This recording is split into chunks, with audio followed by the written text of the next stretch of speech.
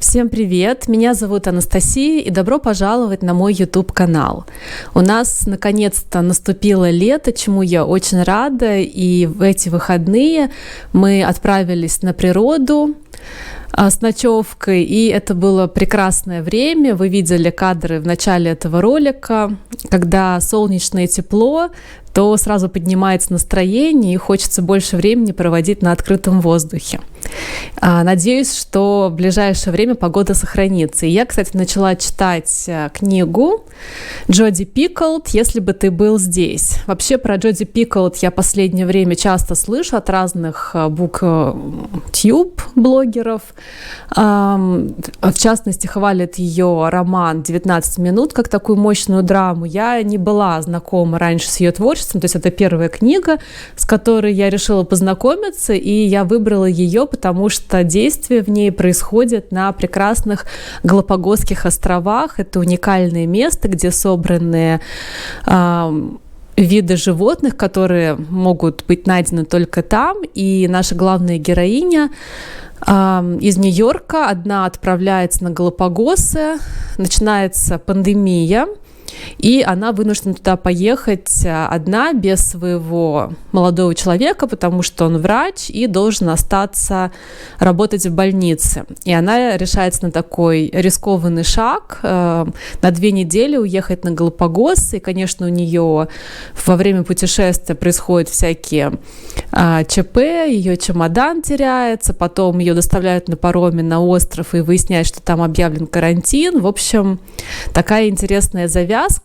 Я, конечно, хотела бы побывать на Галапагосах, но, насколько я знаю, туда очень небюджетные поездки, поэтому пока можно насладиться прекрасными пейзажами и видами Галапагосских островов дистанционно.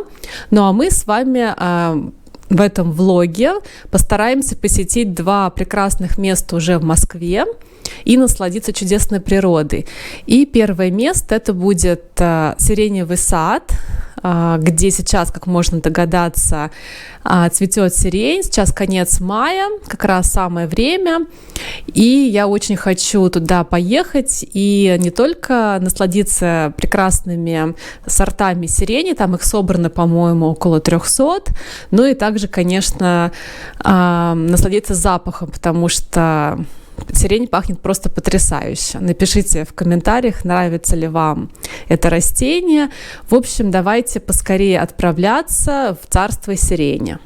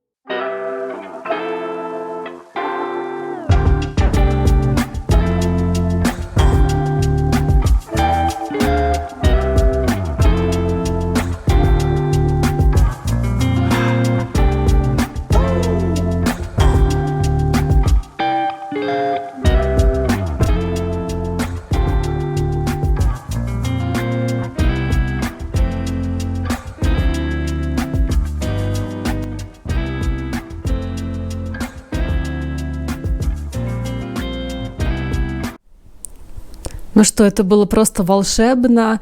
Я не ожидала, что на меня такое сильное впечатление произведет «Сиреневый сад». И, насколько я знаю, его расширили за последние годы, потому что я помню, что была там достаточно давно, и мне казалось, что территория совсем небольшая, что ее там можно обойти буквально за 10 минут, но нет.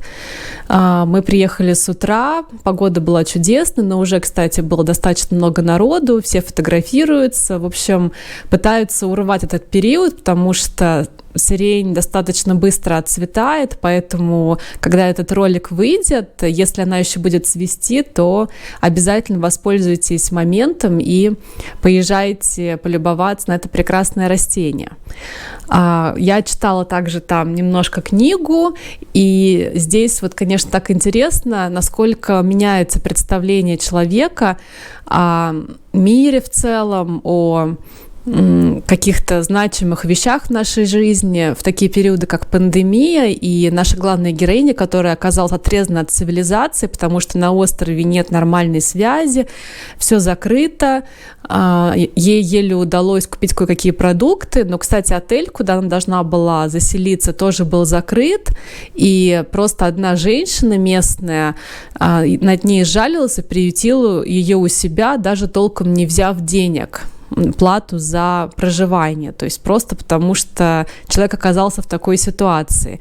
И там она поняла, что многие вещи, о которых она беспокоилась раньше, просто ничто по сравнению с угрозой жизни, и там на Галапагосах она оказалась в безопасном месте. Она не может вернуться обратно в Америку, потому что аэропорт закрыт, и пытается со своим молодым человеком переписываться, отправляя ему открытки, а он шлет ей электронные письма. Вот как таким образом. В общем, да, наверное, самый для нее оптимальный вариант спастись от всей этой ситуации — это было приехать именно в данное райское место.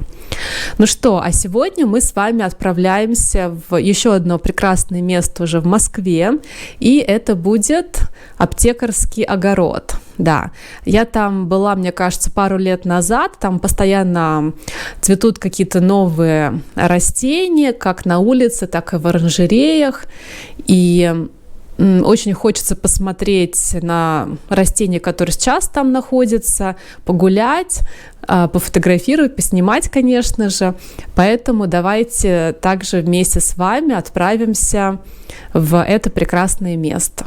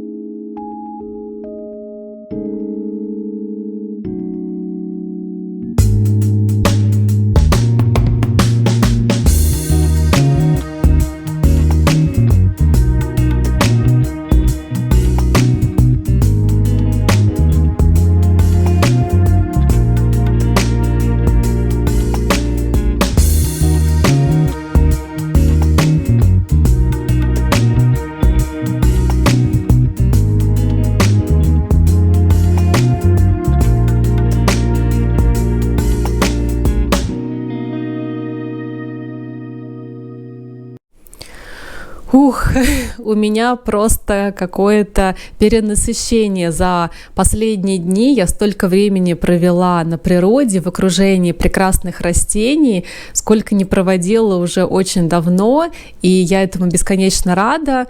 Очень советую всем посетить аптекарский огород.